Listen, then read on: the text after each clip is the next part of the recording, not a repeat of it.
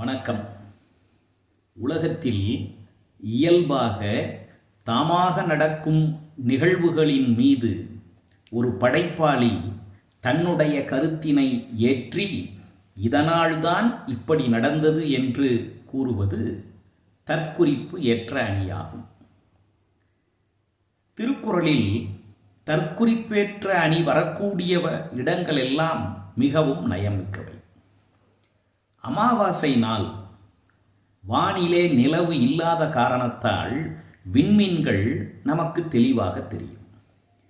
தொலைவிலே இருக்கக்கூடிய விண்மீன்கள் கண்களை சிமிட்டுவது போல நமக்கு தெரியும். விண்மீன்கள் வெகு தொலைவில் இருப்பதால் அதனுடைய ஒளி வெளிச்சம் மின்னி மின்னி மறைந்து நமக்கு தோன்றும். ஒரு சில நேரங்களில் வானிலே இருந்து விண்மீன் விழுவது போலவும் நமக்கு தெரியும். அத்தகைய அமாவாசை நாளொன்றில் தலைவன் தலைவியை பார்க்கிறான். பார்த்துவிட்டு வானத்தை பார்க்கிறான். அந்த விண்மீன்களை பார்க்கிறான். தலைவியிடம் சொன்னான், அங்கே பார் அந்த விண்மீன்களை, இன்றைக்கு அமாவாசை, நிலவு வானத்திலே இருக்காது. ஆனால் நீ வெளியே வந்து நின்றவுடன் முழு நிலவு வந்துவிட்டதே என்று உன் முகத்தை பார்த்து வானத்திலே இருக்கக்கூடிய விண்மீன்கள் எல்லாம் மதிமயங்கி கலங்கி போயின.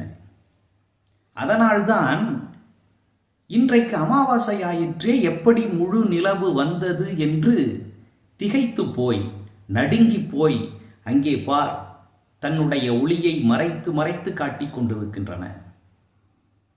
அது மட்டுமல்ல, ஒரு சில விண்மீன்கள் நிலவு பூமிக்கு போய்விட்ட காரணத்தால் நாமும் அங்கே சென்று விடலாம் என்று அங்கே இருந்து இங்கே வருகின்றன பார் என்று அந்த விண்மீன்களினுடைய இயற்கை நிகழ்வை தலைவியினுடைய அழகுக்கு ஓமையாக்கி புகழ்ந்துரைத்தான். நலம் புனைந்து உரைத்தல் என்ற அதிகாரத்தில் வருகின்ற குறள், மதியும் மடந்தை முகனும் அரியாபதியின் கலங்கிய மீன்.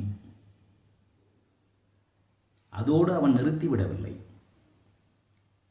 உன்னைப்போல் முழு நிலவு இருக்கிறது, அதனால் வானிலே இருக்கக்கூடிய விண்மீன்கள் நடுங்குகின்றன, உன்னை தேடி பூமிக்கு வருகின்றன என்று சொன்னால், அவ்வாறாயின் நிலவும் நானும் ஒன்றா என்று ஒரு ஊடல் தோன்றுமல்லவா?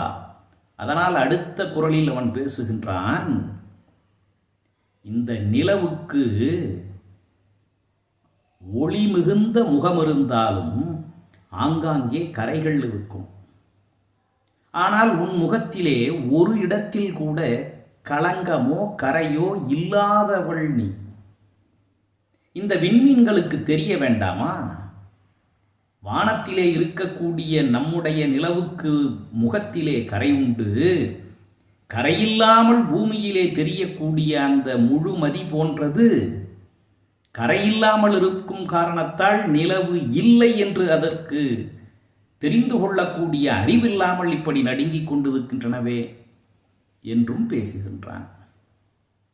இப்படித்தான் கற்பனை என்று வந்துவிட்டால், காதல் என்று வந்துவிட்டால் எதை வேண்டுமானாலும் பேசலாம், எப்படி வேண்டுமானாலும் பேசலாம். கேட்பதற்கு நன்றாக இருந்தால் பேசுவதற்கென்ன? நன்றி, வணக்கம்.